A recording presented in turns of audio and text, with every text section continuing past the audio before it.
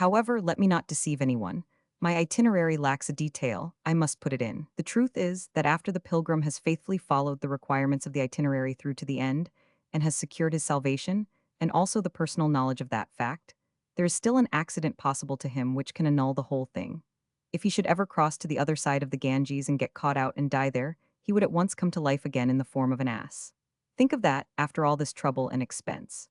You see how capricious and uncertain salvation is there. The Hindu has a childish and unreasoning aversion to being turned into an ass. It is hard to tell why. One could properly expect an ass to have an aversion to being turned into a Hindu. One could understand that he could lose dignity by it, also self-respect, and 9/10 of his intelligence. But the Hindu changed into an ass wouldn't lose anything, unless you count his religion. And he would gain much, release from his slavery to 2 million gods and 20 million priests, fakirs, holy mendicants, and other sacred bacilli.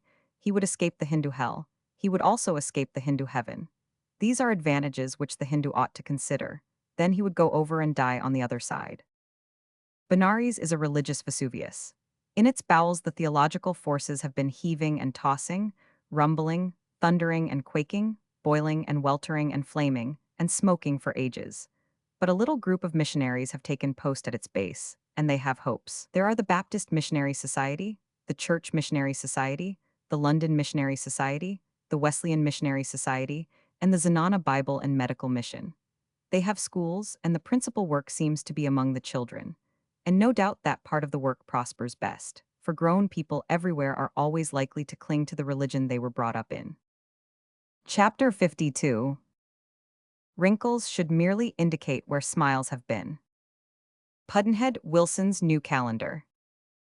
In one of those Benares temples, we saw a devotee working for salvation in a curious way. He had a huge wad of clay beside him and was making it up into little wee gods no bigger than carpet tacks. He stuck a grain of rice into each, to represent the lingam, I think. He turned them out nimbly, for he had had long practice and had acquired great facility. Every day he made 2,000 gods, then threw them into the holy Ganges. This act of homage brought him the profound homage of the pious, also their coppers. He had a sure living here, and was earning a high place in the hereafter. The Ganges front is the supreme showplace of Benares. Its tall bluffs are solidly caked from water to summit, along a stretch of 3 miles, with a splendid jumble of massive and picturesque masonry, a bewildering and beautiful confusion of stone platforms, temples, stair flights, rich and stately palaces. Nowhere a break, nowhere a glimpse of the bluff itself. All the long face of it is compactly walled from sight by this crammed perspective of platforms, soaring stairways, sculptured temples, majestic palaces, softening away into the distances. And there is movement, motion, human life everywhere, and brilliantly costumed, streaming in rainbows up and down the lofty stairways, and massed in metaphorical flower gardens on the miles of great platforms at the river's edge. All this masonry, all this architecture represents piety. The palaces were built by native princes whose homes, as a rule, are far from Benares, but who go there from time to time to refresh their souls with the sight and touch of the Ganges, the river of their idolatry. The stairways are records of acts of piety. The crowd of costly little temples are tokens of money spent by rich men for present credit and hope of future reward. Apparently, the rich Christian who spends large sums upon his religion is conspicuous with us, by his rarity, but the rich Hindu who doesn't spend large sums upon his religion is seemingly non-existent. With us, the poor spend money on their religion, but they keep back some to live on. Apparently, in India, the poor bankrupt themselves daily for their religion. The rich Hindu can afford his pious outlays. He gets much glory for his spendings, yet keeps back a sufficiency of his income for temporal purposes. But the poor Hindu is entitled to compassion, for his spendings keep him poor, yet get him no glory. We made the usual trip up and down the river, seated in chairs under an awning on the deck of the usual commodious hand-propelled ark, made it 2 or 3 times, and could have made it with increasing interest and enjoyment many times more. For, of course, the palaces and temples would grow more and more beautiful every time one saw them, for that happens with all such things. Also, I think one would not get tired of the bathers, nor their costumes, nor of their ingenuities in getting out of them and into them again without exposing too much bronze, nor of their devotional gesticulations and absorbed bead-tellings. But I should get tired of seeing them wash their mouths with that dreadful water and drink it. In fact, I did get tired of it, and very early, too. At one place where we halted for a while, The foul gush from a sewer was making the water turbid and murky all around, and there was a random corpse slopping around in it that had floated down from up country. 10 steps below that place stood a crowd of men, women, and comely young maidens waist deep in the water, and they were scooping it up in their hands and drinking it. Faith can certainly do wonders, and this is an instance of it. Those people were not drinking that fearful stuff to assuage thirst, but in order to purify their souls and the interior of their bodies. According to their creed, the Ganges water makes everything pure that it touches, instantly and utterly pure.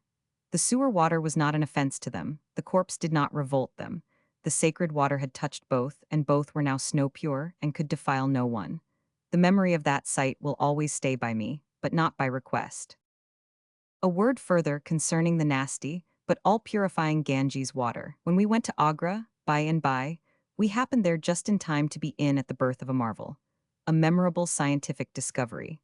The discovery that in certain ways the foul and derided Ganges water is the most puissant purifier in the world. This curious fact, as I have said, had just been added to the treasury of modern science. It had long been noted as a strange thing that while Benares is often afflicted with the cholera, she does not spread it beyond her borders. This could not be accounted for. Mr. Henkin, the scientist in the employ of the government of Agra, concluded to examine the water. He went to Benares and made his tests. He got water at the mouths of the sewers, where they empty into the river at the bathing ghats. A cubic centimeter of it contained millions of germs. At the end of 6 hours, they were all dead. He caught a floating corpse, towed it to the shore, and from beside it he dipped up water that was swarming with cholera germs.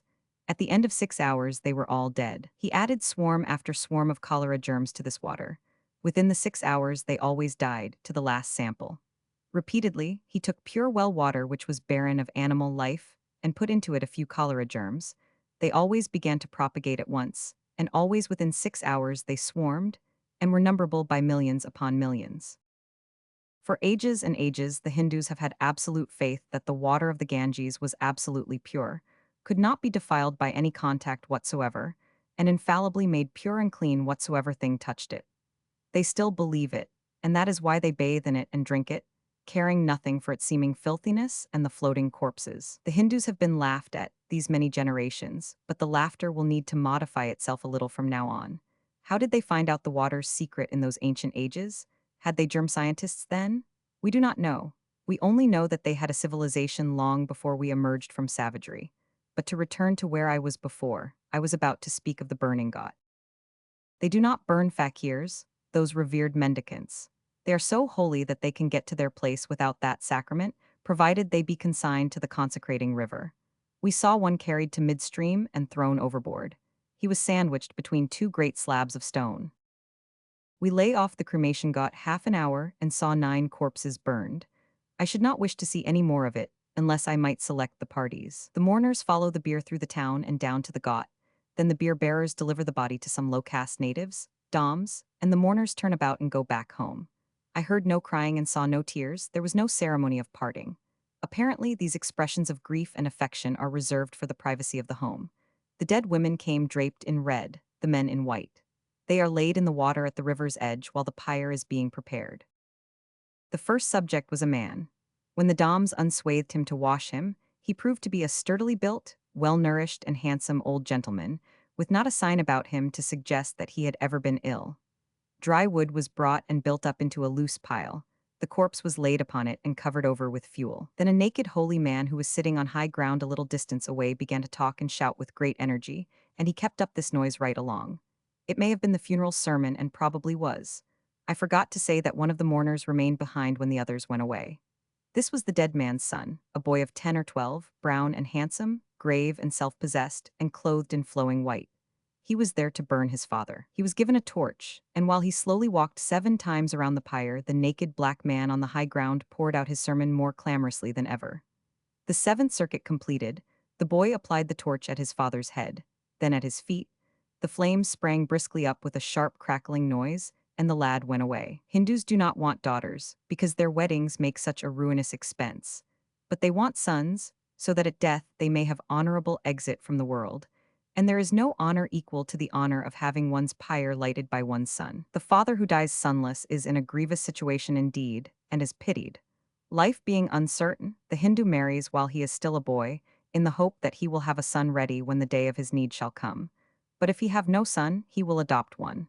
This answers every purpose. Meantime, the corpse is burning, also several others. It is a dismal business. The stokers did not sit down in idleness but moved briskly about, punching up the fires with long poles and now and then adding fuel. Sometimes they hoisted the half of a skeleton into the air, then slammed it down and beat it with the pole, breaking it up so that it would burn better. They hoisted skulls up in the same way and banged and battered them. The sight was hard to bear. It would have been harder if the mourners had stayed to witness it. I had but a moderate desire to see a cremation, so it was soon satisfied. For sanitary reasons, it would be well if cremation were universal, but this form is revolting and not to be recommended. The fire used is sacred, of course, for there is money in it. Ordinary fire is forbidden, there is no money in it.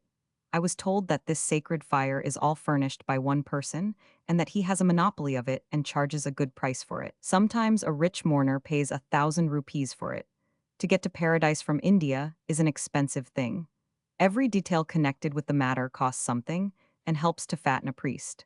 I suppose it is quite safe to conclude that that firebug is in holy orders.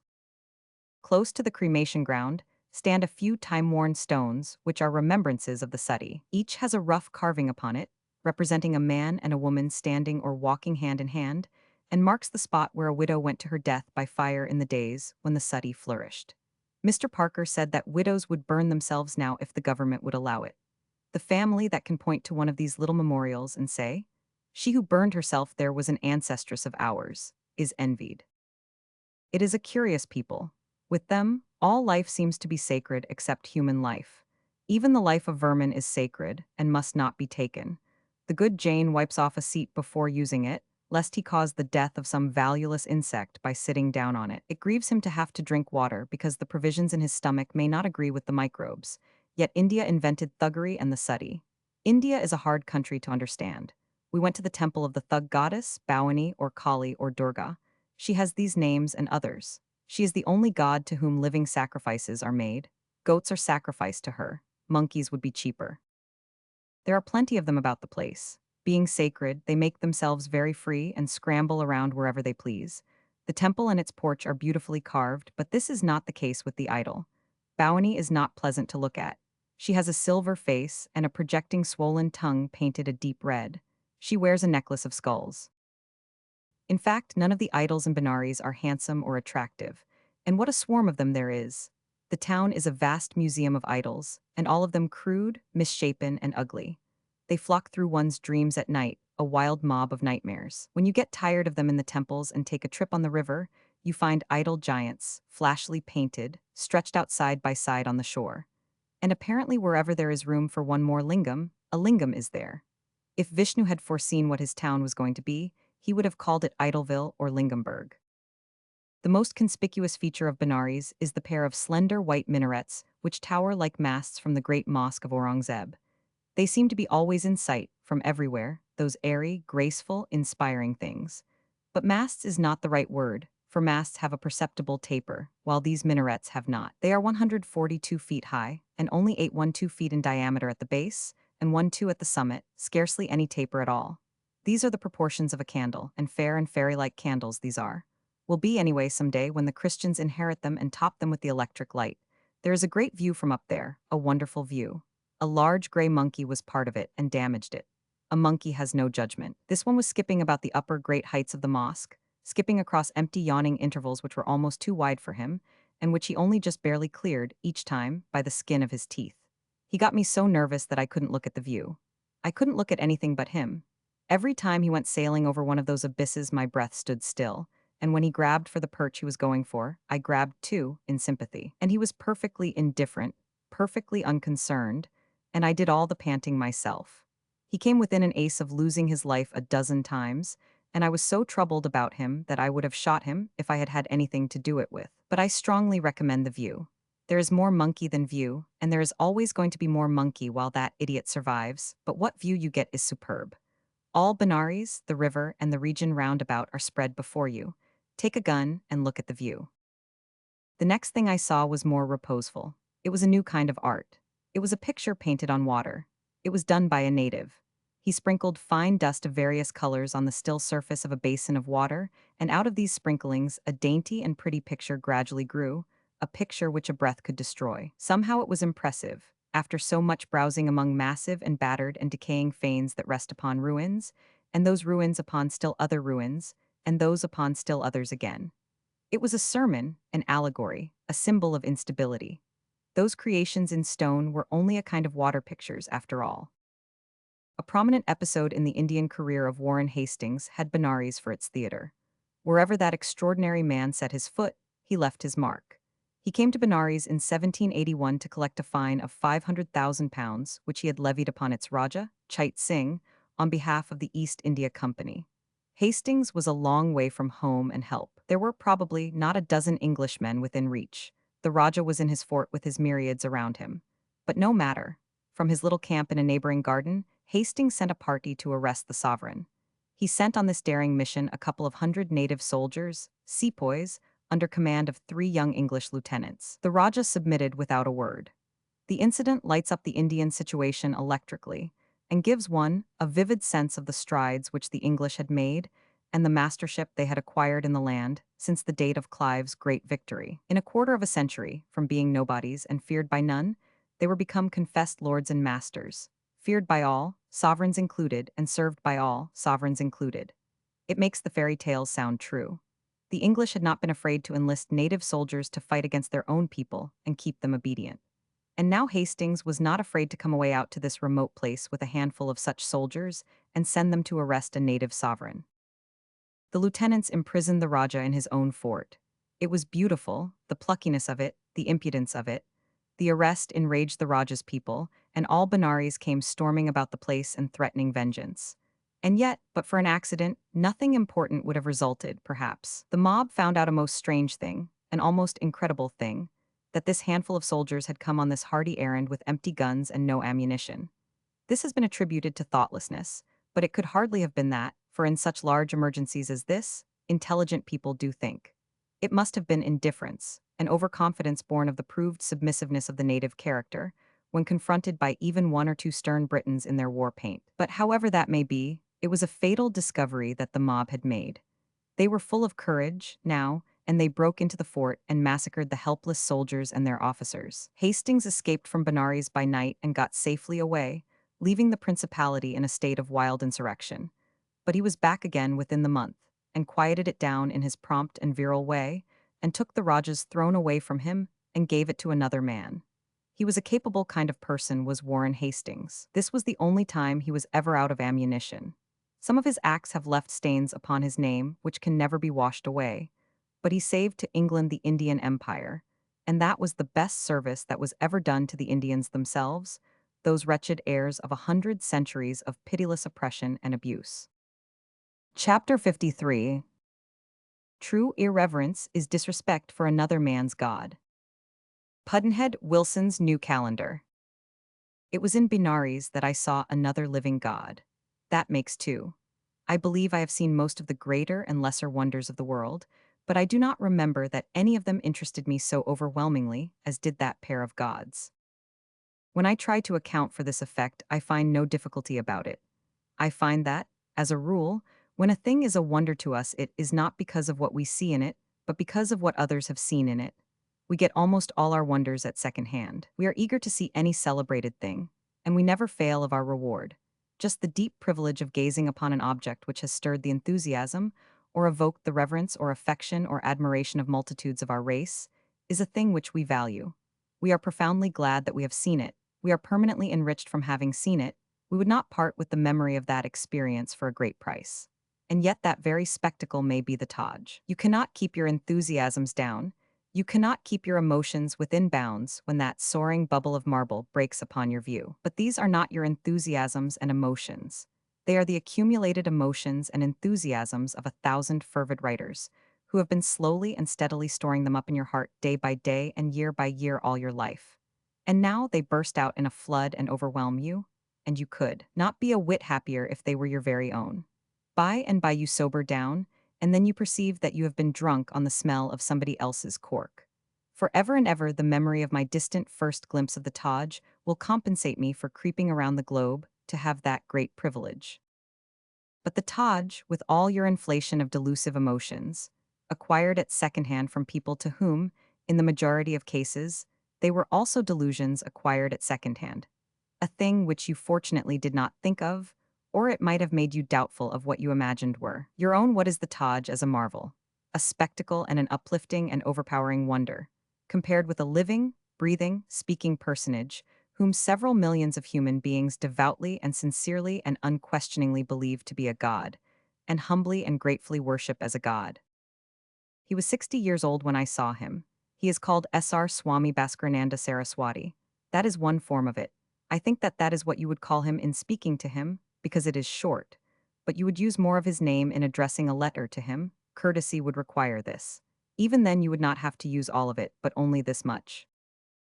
Sr. Mat Paramahansa's Paravrajkacharya Saraswati. You do not put esk after it, for that is not necessary. The word which opens the volley is itself a title of honor, Sri. The 108 stands for the rest of his names, I believe. Vishnu has 108 names which he does not use in business, and no doubt it is a custom of gods and a privilege sacred to their order to keep 108 extra ones in stock. Just the restricted name set down above is a handsome property, without the 108. By my count, it has 58 letters in it. This removes the long German words from competition. They are permanently out of the race. SRSB Saraswati has attained to what among the Hindus is called the state of perfection. It is a state which other Hindus reach by being born again and over again into this world, through one reincarnation after another.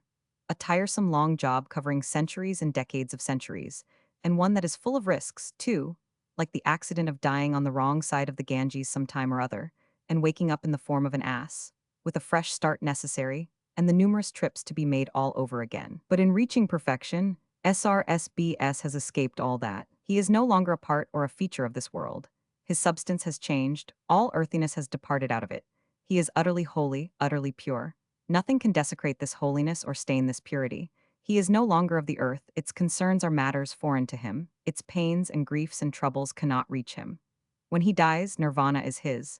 He will be absorbed into the substance of the supreme deity and be at peace forever. The Hindu scriptures point out how this state is to be reached, but it is only once in 1,000 years, perhaps, that candidate accomplishes it. This one has traversed the course required, stage by stage, from the beginning to the end, and now has nothing left to do but wait for the call which shall release him from a world in which he has now no part nor lot. First, he passed through the student stage and became learned in the holy books. Next, he became citizen, householder, husband, and father. That was the required second stage. Then, like John Bunyan's Christian, he bade perpetual goodbye to his family, as required, and went wandering away.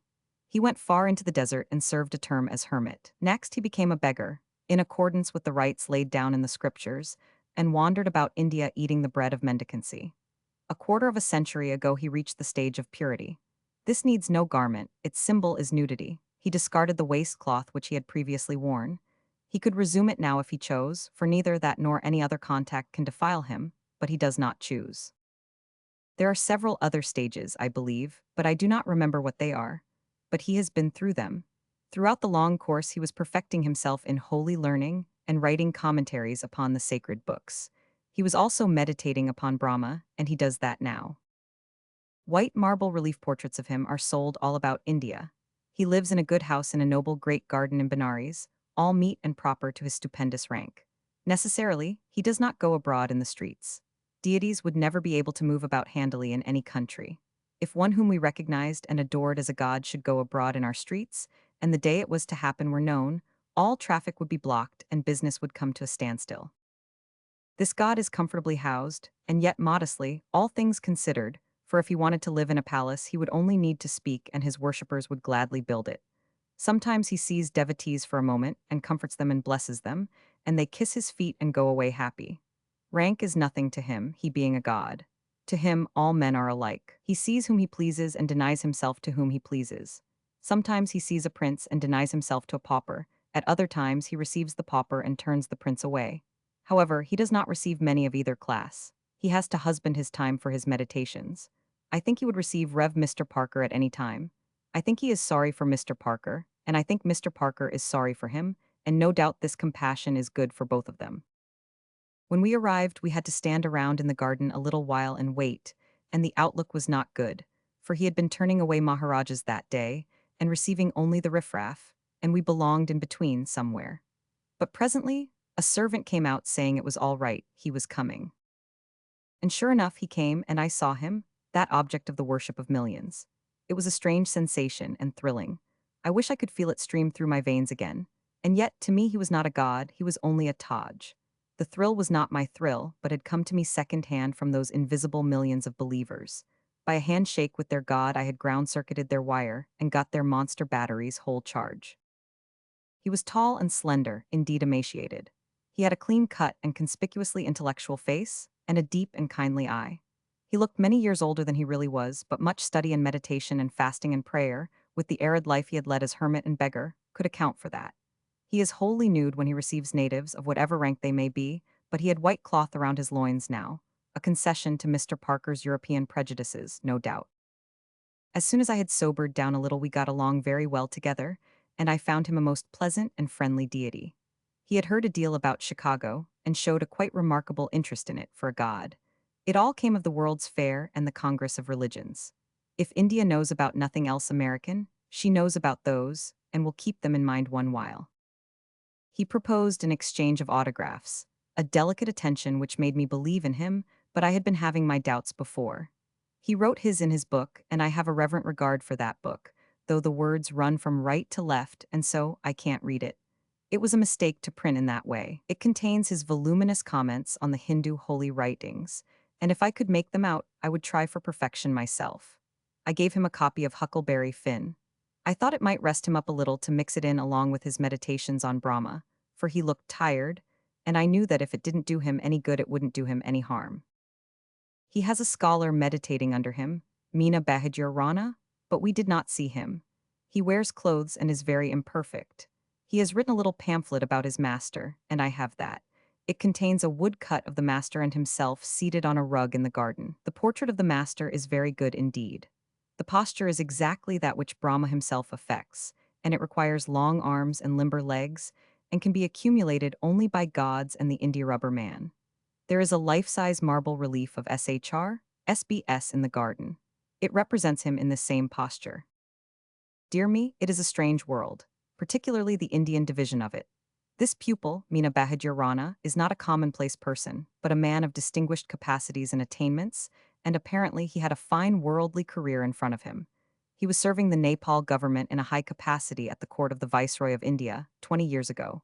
He was an able man, educated, a thinker, a man of property. But the longing to devote himself to a religious life came upon him, and he resigned his place, turned his back upon the vanities and comforts of the world, and went away into the solitudes to live in a hut and study the sacred writings and meditate upon virtue and holiness and seek to attain them. This sort of religion resembles ours. Christ recommended the rich to give away all their property and follow him in poverty, not in worldly comfort. American and English millionaires do it every day, and thus verify and confirm to the world the tremendous forces that lie in religion. Yet many people scoff at them for this loyalty to duty, and many will scoff at Meena Bahadur Rana and call him a crank. Like many Christians of great character and intellect, he has made the study of his scriptures and the writing of books of commentaries upon them the loving labor of his life. Like them, he has believed that his was not an idle and foolish waste of his life, but a most worthy and honorable employment of it. Yet there are many people who will see in those others men worthy of homage and deep reverence, but in him merely a crank. But I shall not. He has my reverence, and I don't offer it as a common thing and poor, but as an unusual thing and of value. The ordinary reverence, the reverence defined and explained by the dictionary, costs nothing. Reverence for one's own sacred things, parents, religion, flag, laws, and respect for one's own beliefs. These are feelings which we cannot even help. They come natural to us, they are involuntary, like breathing. There is no personal merit in breathing. But the reverence which is difficult, and which has personal merit in it, is the respect which you pay, without compulsion, to the political or religious attitude of a man whose beliefs are not yours. You can't revere his gods or his politics, and no one expects you to do that, but you could respect his belief in them if you tried hard enough, and you could respect him too if you tried hard enough. But it is very, very difficult. It is next to impossible, and so we hardly ever try. If the man doesn't believe as we do, we say he is a crank, and that settles it. I mean it does nowadays because now we can't burn him. We are always canting about people's irreverence, always charging this offense upon somebody or other, and thereby intimating that we are better than that person and do not commit that offense ourselves. Whenever we do this, we are in a lying attitude, and our speech is cant, for none of us are reverent in a meritorious way. Deep down in our hearts, we are all irreverent. There is probably not a single exception to this rule in the earth. There is probably not one person whose reverence rises higher than respect for his own sacred things. And therefore, it is not a thing to boast about and be proud of, since the most degraded savage has that, and, like the best of us, has nothing higher. To speak plainly, we despise all reverences and all objects of reverence which are outside the pale of our own list of sacred things. And yet, with strange inconsistency, we are shocked when other people despise and defile the things which are holy to us. Suppose we should meet with a paragraph like the following in the newspapers. Yesterday, a visiting party of the British nobility had a picnic at Mount Vernon, and in the Tomb of Washington they ate their luncheon, sang popular songs, played games, and danced waltzes and polkas. Should we be shocked? Should we feel outraged? Should we be amazed? Should we call the performance a desecration? Yes, that would all happen. We should denounce those people in round terms and call them hard names. And suppose we found this paragraph in the newspapers. Yesterday, a visiting party of American pork millionaires had a picnic in Westminster Abbey, and in that sacred place they ate their luncheon, sang popular songs, played games, and danced waltzes and polkas. Would the English be shocked? Would they feel outraged? Would they be amazed? Would they call the performance a desecration? That would all happen. The pork millionaires would be denounced in round terms. They would be called hard names. In the tomb at Mount Vernon lie the ashes of America's most honored son. In the abbey, the ashes of England's greatest dead. The tomb of tombs, the costliest in the earth, the wonder of the world, the Taj, was built by a great emperor to honor the memory of a perfect wife and perfect mother, one in whom there was no spot or blemish, whose love was his stay and support, whose life was the light of the world to him. In it her ashes lie, and to the Mohammedan millions of India it is a holy place. To them it is what Mount Vernon is to Americans, it is what the Abbey is to the English. Major Sleeman wrote 40 or 50 years ago, "The italics are mine." I would here enter my humble protest against the quadrille and lunch parties, which are sometimes given to European ladies and gentlemen of the station, at this imperial tomb. Drinking and dancing are no doubt very good things in their season, but they are sadly out of place in a sepulchre. Were there any Americans among those lunch parties? If they were invited, there were. If my imagined lunch parties in Westminster and the Tomb of Washington should take place, the incident would cause a vast outbreak of bitter eloquence about barbarism and irreverence. And it would come from two sets of people who would go next day and dance in the Taj if they had a chance. As we took our leave of the Benares god and started away, we noticed a group of natives waiting respectfully just within the gate, a Raja from somewhere in India, and some people of lesser consequence. The god beckoned them to come, and as we passed out, the Raja was kneeling and reverently kissing his sacred feet. If Barnum's ambitions are at rest, this god will remain in the holy peace and seclusion of his garden, undisturbed. Barnum could not have got him anyway. Still, he would have found a substitute that would answer. Chapter 54. Do not undervalue the headache. While it is at its sharpest, it seems a bad investment, but when relief begins, the unexpired remainder is worth $4 a minute. Pudd'nhead Wilson's New Calendar. A comfortable railway journey of 17 and a half hours brought us to the capital of India, which is likewise the capital of Bengal, Calcutta. Like Bombay, it has a population of nearly 1 million natives and a small gathering of white people. It is a huge city and fine, and is called the City of Palaces. It is rich in historical memories, rich in British achievement, military, political, commercial, rich in the results of the miracles done by that brace of mighty magicians, Clive and Hastings, and has a cloud-kissing monument to one Ochterlony. It is a fluted candlestick 250 feet high. This lingam is the only large monument in Calcutta, I believe. It is a fine ornament and will keep Ochterlony in mind. Wherever you are, in Calcutta, and for miles around, you can see it, and always when you see it you think of Ochterlony. And so there is not an hour in the day that you do not think of Ochterlony and wonder who he was. It is good that Clive cannot come back, for he would think it was for Plassey. and then that great spirit would be wounded when the revelation came that it was not. Clive would find out that it was for Australian, and he would think Australian was a battle. And he would think it was a great one too, and he would say, "With 3,000 I whipped 60,000 and founded the empire, and there is no monument.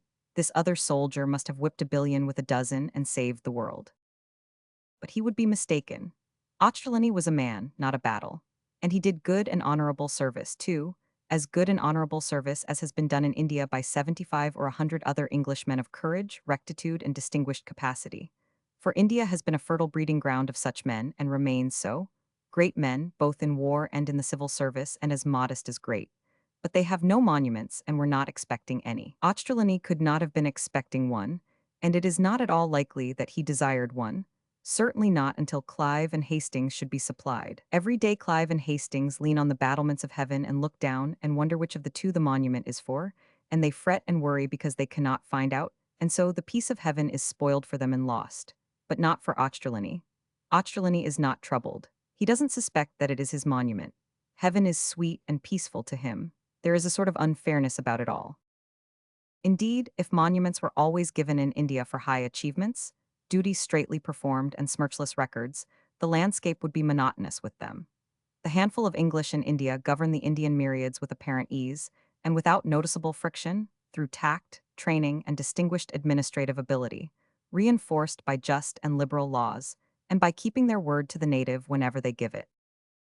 England is far from India and knows little about the eminent services performed by her servants there, for it is the newspaper correspondent who makes fame, and he is not sent to India but to the continent to report the doings of the princelets and the ducalates, and where they are visiting and whom they are marrying. Often a British official spends 30 or 40 years in India, climbing from grade to grade by services which would make him celebrated anywhere else, and finishes as a vice sovereign, governing a great realm and millions of subjects.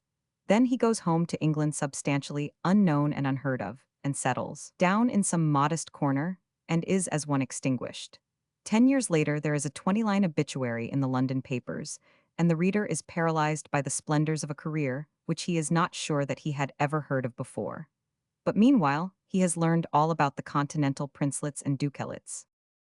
The average man is profoundly ignorant of countries that lie remote from his own. When they are mentioned in his presence, one or two facts, and maybe a couple of names rise like torches in his mind, lighting up an inch or two of it, and leaving the rest all dark. The mention of Egypt suggests some biblical facts, and the pyramids nothing more. The mention of South Africa suggests Kimberley, and the diamonds, and there an end. Formerly the mention to a Hindu of America suggested a name, George Washington. With that his familiarity with our country was exhausted. Latterly his familiarity with it has doubled in bulk, so that when America is mentioned now, two torches flare up in the dark caverns of his mind, and he says, "Ah, the country of the great man Washington, and of the holy city, Chicago." For he knows about the Congress of Religion, and this has enabled him to get an erroneous impression of Chicago. When India is mentioned to the citizen of a far country, it suggests Clive, Hastings, the Mutiny, Kipling, and a number of other great events. And the mention of Calcutta infallibly brings up the black hole. And so, when that citizen finds himself in the capital of India, he goes first of all to see the black hole of Calcutta, and is disappointed.